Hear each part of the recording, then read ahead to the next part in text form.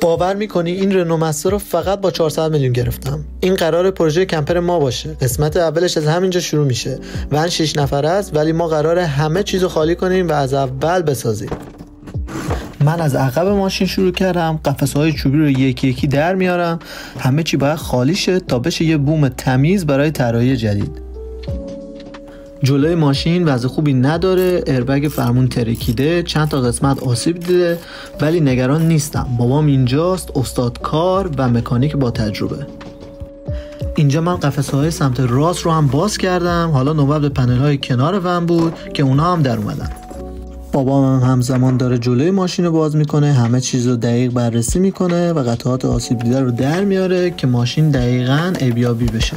ساعت‌ها گذشته و من و بابام حسابی خسته شدیم، ولی نتیجهش ارزش داره، چون الان دیگه یه بوم خالی داریم برای ساخت یک کمپر از 3.